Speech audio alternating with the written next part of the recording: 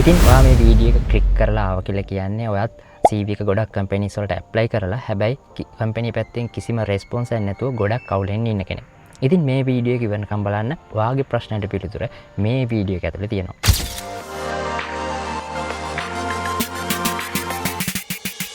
ඉතින් ඔයා final year student කෙනෙක් වුණත් එහෙම නැත්නම් ඔයා සෙල්ෆ් ස්ටඩි කරන ඩෙවලොපර් කෙනෙක් වුණත් ඔයා ඉන්ටර්න්ෂිප් ඇප්ලයි කරලා ඔයාට කම්පැනි පැත්තෙන් රිප්ලයි එකක් නැතුණාට පස්සේ ඔයා හිතනවා මාකට් එකේ අවුලක්ද එහෙම නැත්නම් මගේ අවුලක්ද කියලා. රිලැක්ස් වෙන්න. ප්‍රශ්නේ තියෙන්නේ ඔයාගේ නෙමෙයි. කම්පැනි එක බලන්න ඔයාගේ ස්කිල් එක කොහොමද ඔයාගේ එක්ස්පීරියන්ස් එක වගේ දේවල්. ඉතින් ප්‍රශ්නේ තියෙන්න ඕන අනිවාර්යයෙන්ම ඔයාගේ CV එකේ නේද? ඉතින් ඔයා වගේ තව ගොඩක් අය මේ විදිහට CV ඉන්ටර්න්ෂිප් වලට ඇප්ලයි කරනවා. ඉතින් එතකොට රික්‍රූටර්ස්ලට ඔයා වෙනුවෙන් වෙන් කරන්න හම්බෙන්නේ ඔයාගේ CV එක වෙනුවෙන් වෙන් කරන්න හම්බෙන්නේ තප්පර කිහිපයක් විතරයි. ඉතින් ඒ අතරින් ඒ කිහිපය අතරින් ඔයා හයිලයිට් වෙන්න නම් ඔයාගේ CV එක ගොඩක්ම හයිලයිටඩ් එකක් වෙන්නම ඕනේ.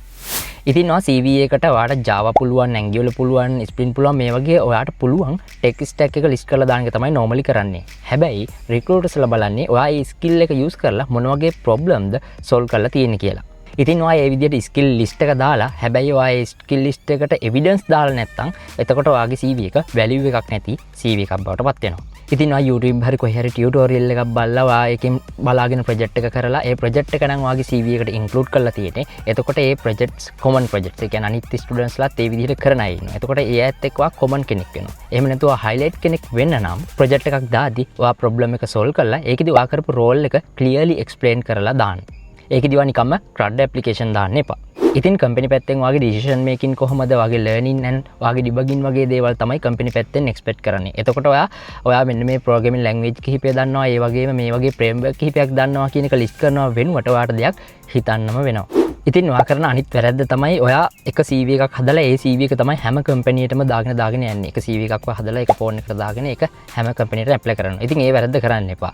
ඔයා මුලින්ම කම්පැනි එකට ඇප්ලයි කරන්න කලින් ඒකේ තියෙනවා job description එක. අන්න ඒක කියවන්න. ඒක කියවලා ඒකට ගැලපෙන විදිහට ඔයාගේ CV එක කස්ටමයිස් කරලා ඒ කම්පැනියට ඒ විදිහට CV එකක් ඇප්ලයි කරන්න බලා ගන්න. එතකොට ඔයාට කම්පැනිස් 10කට ඇප්ලයි කරනවා නම් සමහර විට CVs 10ක් ඇප්ලයි කරන්න වෙනවා. එහෙම නැත්නම් සමහර විට කම්පැනිස් 3කට විතර ඔයාගේ CV එකක් මැච් වෙන්න පුළුවන්. ඒ විදිහට ඔයාගේ JD එක, ඒ කියන්නේ කම්පැනි එකෙන් දාලා තියෙන job description එක කියවලා ඒකට මැච් වෙන විදිහට CV එක දානවා වගේ බලා ගන්න. ඉතින් CV එකක් කියලා කියන්නේ skill list එකක් විතරක්ම නෙමෙයි. ඒක කතාවක්. ඒකේ තියෙන ඔයාගේ professional story එක. ඉතින් ඔයා CV එකක් create කරද්දි මේ step 3 follow කරන්න. problem, action, result.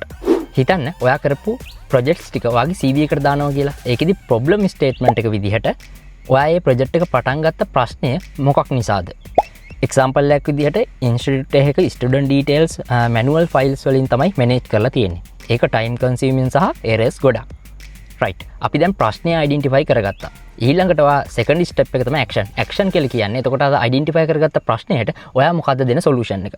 එක්සැම්පල් එකක් විදිහට මම Spring Boot use කරලා backend API develop කරා. ස්ටුඩන්ට් data, CRUD operation සහ authentication add කරා.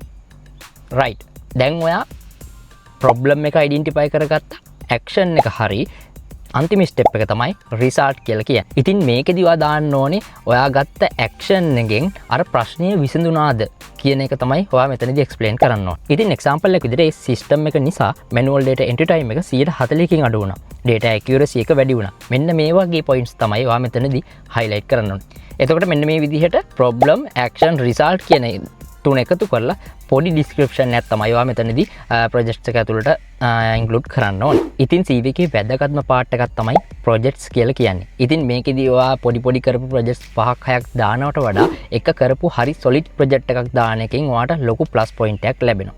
ඉතින් ඔයා සර්ටිෆිකේට් කරලා තිබ්බත් ඔයාට ප්ලස් පොයින්ට් එකක් හම්බෙනවා. හැබැයි GitHub account එක හරියට active තියාගෙන ඒකට නිවැරදි හරියට commits ටික දාලා ඔයාගේ projects හරියට document කරලා නිවැරදිව GitHub account එක actively maintain කරන් යනවා නම් ඒක ඔයාට ලොකු plus point එකක් වෙනවා. ඉතින් finally මේ ටික follow කරලා ඔයාගේ CV එක improve කරලා next internship එකට apply කරලා බලන්න. ඒ වගේම ඔයාට CV sample එකක් ඕන නම් පහලින් CV කියලා comment එකක් දාගෙන යන්න. ඉතින් channel එක subscribe කරලා පහළ තියෙන bell icon එකත් click කරගෙන යන්න. එහෙම නැත්නම් ඔයාට මේ වගේ වැදගත් tips miss වෙන්න පුළුවන්.